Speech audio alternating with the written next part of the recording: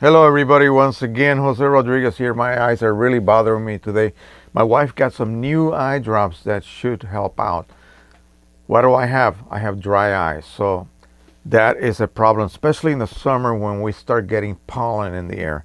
But I'm doing the best I can. So, again, you see me, I am not wearing my brace. I'm actually getting a little bit more relief out of not wearing it than actually immobilizing my hand with it.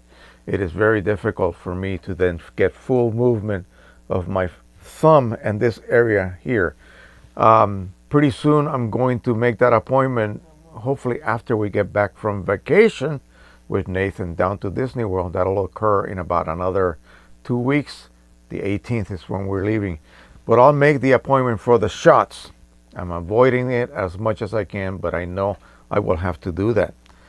Anyway, there was some discussion today, which I found extremely interesting, about color management. And of course, there are extremes in the subject. You can approach it with the least bit of involvement or get fully immersed and dive in and probably give yourself a migraine trying to understand all of the different aspects of it. What I would suggest, and this was done by the moderator of the Printer Knowledge Forum, where he does not do photographs, he only does like graphic type work and brochures and just copy work basically. So he's really not involved too much with color management.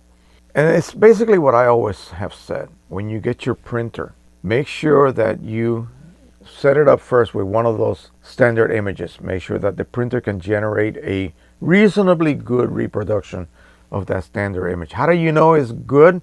You just look at it. It looks normal. You need a good light source to view these under.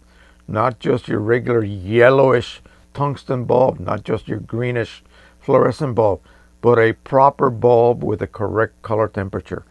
And you look at that and you say, wow, those skin tones are perfect. The black to white ramp is neutral.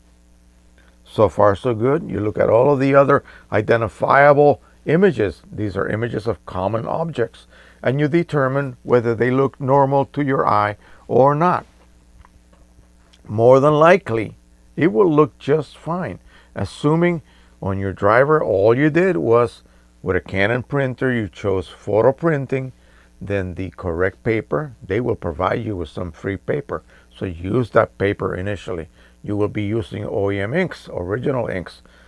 Should not be any issue with ink incompatibilities. Everything should be just fine.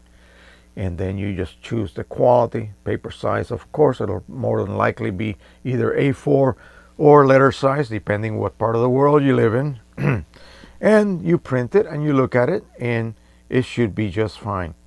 When you loaded that standard image, you did not care whatsoever what it looked like on your monitor, because maybe your monitor is not yet calibrated properly.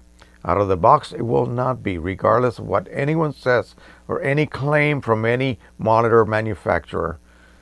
It is not going to be calibrated for photography, okay? It'll be calibrated for other visual experiences, none of which have anything to do with image editing. Now, how deep do you want to dive into this color management world? If you really want to go whole hog, you actually have to start with your camera. Does anyone have any idea what camera calibration or profiling is? Probably not. Not too many people do. And I didn't either until a couple of years ago. When you buy an X-Rite device, which is what I use, you can get what's called a color checker passport. Basically, it's a card with known patches that have been printed using not a lithography type process, but more of a silk screening type process, where you get beautiful squares of specific colors that have been mixed to provide specific values. Then you have some black, grays all the way to white. You have a warm gray, a cool gray, and so on, and a neutral gray. And you use this standard during your camera shoot. So you're out in a specific area under certain lighting conditions, It could be anything. And you hold that card or let your model hold that card, or if you're doing a static type shot, you just lay the card at a certain angle so that it receives the lighting the way you're going to see it from your camera position. You take a close-up of that, and then you use that with some software to create a camera calibration profile.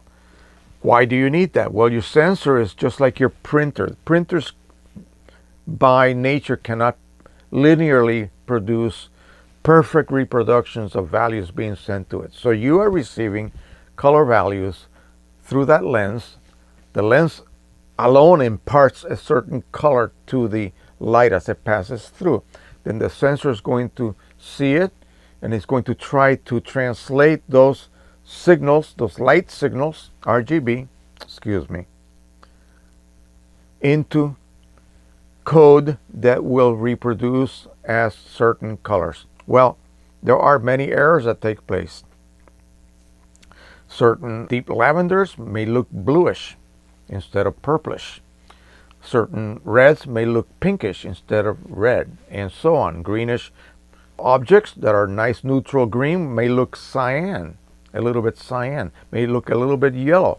So the profile, what it's going to do, since it already knows the actual values of those colors included in the color checker, will actually make a LUT or a lookup table, just like the ICC profiles, and will then correct for those errors, those sensor errors. And so when you apply that profile to the image in your editor, you will be able to then see a correction being applied to all of those colors that were not rendered correctly by the sensor.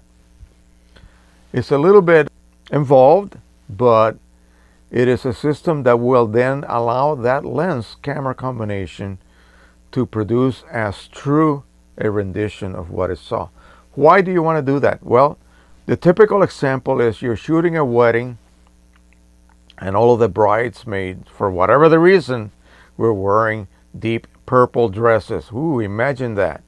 And yet your images come out with the girls wearing deep blue dresses, not purple ones. By applying that camera lens profile to that image, basically it's going to apply it to it before it is displayed or translated to the monitor. You will then see it displayed correctly as purple. And that purple color should be pretty close to what you actually saw with your own eyeballs. So that is the first step.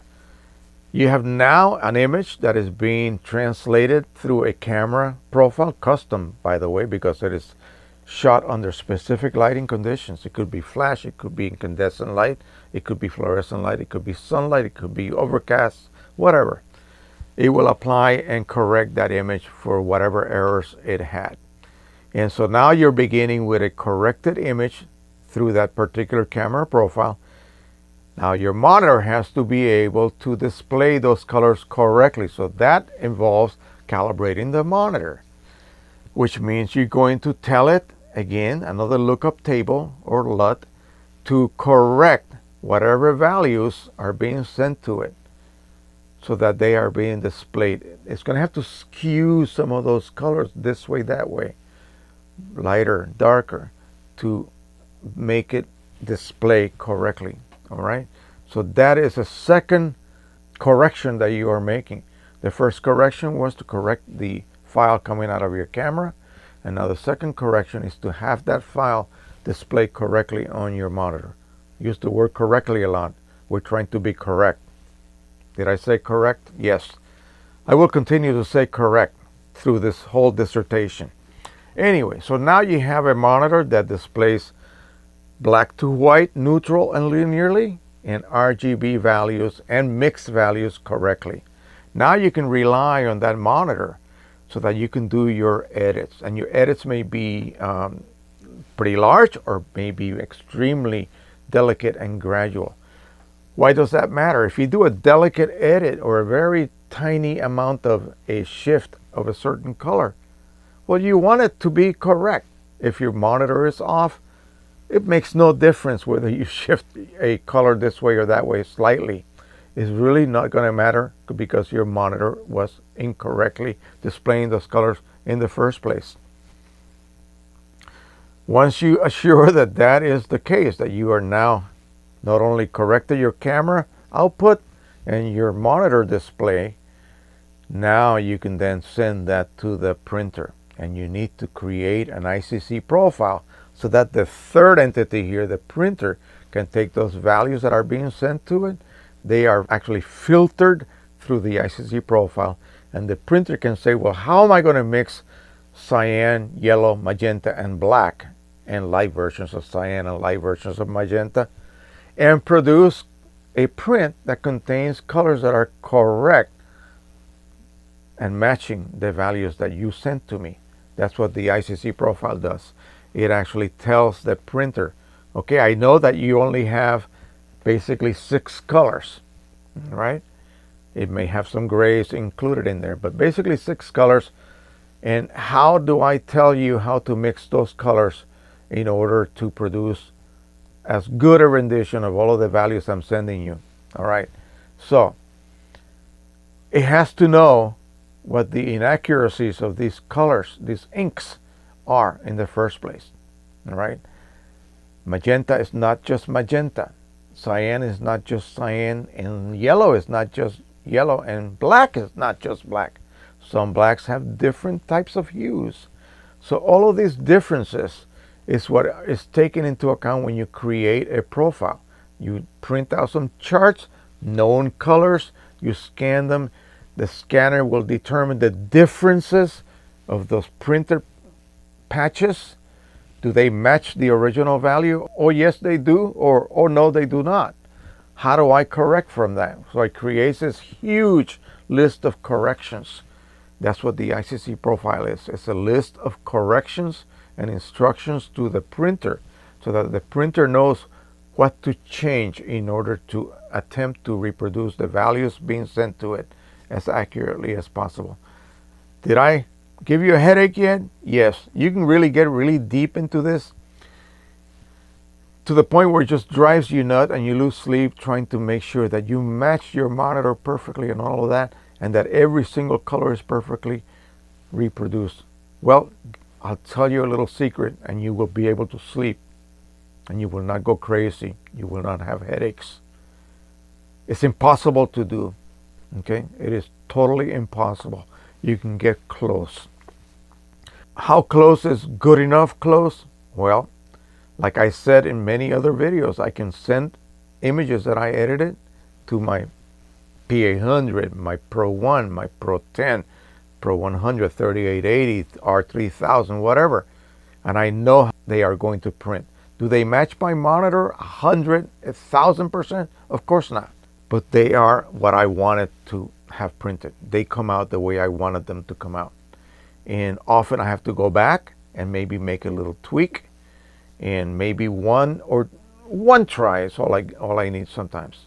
Most of the time, 1 try, 2 tries, but not 12 different attempts. And that's what happens to people when they miss one of those steps in the color management process. You can forego the camera calibration if you don't want to get into that, okay? But be aware that certain colors, the sensors on cameras cannot reproduce accurately. So you are going to introduce some errors in those particular colors. But yeah, just don't really sweat it too much. Just try to print as pleasant a picture or prints as you can produce. Look at your print. That is your gold standard. You can soft proof till the cows come home. But the gold standard is the print that emerges out of that printer. If that print pleases you, walk away. That is it. Do not go back and try to tweak it to the last, nth. It'll just drive you nuts. You'll waste ink, you'll waste money on paper, and it'll cause you to lose your hair. That is it. I hope you guys don't get too overwhelmed with color management. A lot of people that do basically never end. It's just a never-ending snowball. Just get the basic settings down pat. That means in your driver paper, okay, or the recommended paper that a third-party paper manufacturer tells you to use, and then they will also provide you with an ICC. If you just want to use the driver, then it's just paper type and let the ink do its job. Don't sweat it. Don't try to analyze it. It's just not worth it. Let that job go to the color engineers, not us regular guys. We like to make prints. They like to do analysis. So then if you want to go to ICC profile use, you still have to choose that paper type, okay? You cannot forget about that. That paper type will actually tell the printer how thick it is, what kind of coating it has. So it will know the ink density to apply. Ink densities vary depending on the paper coating, depending on whether it's matte, glossy, luster, satin, Barita, whatever, or any kind of canvas, for instance. So those are important settings. Pick high or medium quality, okay, and then of course the paper size. Then go to your editing application and choose the ICC profile that was either provided for you, you either made yourself, or is the same printer's brand manufacturer ICC profile. Load it. Make sure that you turn off color management in your driver. Okay, you cannot have double profiling. All right, so that is all there is to do. And then some applications allow you to save those settings so that the next time you come back to that particular printer, the same paper, all you have to do is load those settings automatically. Everything is taken care of for you. Photoshop, I believe, can do that. I know Lightroom does. I know that the new Epson print layout software that's available, that's really interesting little software that works either with your editor or as a standalone. That'll allow you to save templates or settings for any kind of combination of printer, paper, ICC profile, driver settings. Everything is saved. That's it. Just edit, print. It should pretty much match to a certain 98%, and that is really all you need. When you come out to the printer and you see that print emerging, you'll go, wow, I gotta pat myself in the back. That is a beautiful output. And yeah, that's it. The printers are so advanced that almost all of the newer printers, even with just the driver controlling color, produce incredible prints. All right. Thank you once again. Don't forget to subscribe, share, and like. Until the next time, happy printing, everybody. As soon as I get closer and closer and closer to the 18th for our trip, I'm going to seem a little bit more animated, I hope, because I am so excited to just watch Nathan go through this experience. It's going to be just amazing, and I'm going to enjoy every minute of it. I hope I can stay energetic enough during this 5-day marathon down there. Actually, 6 days. All right, thank you once again. Happy printing, everybody. Bye-bye. Don't let color management overwhelm you.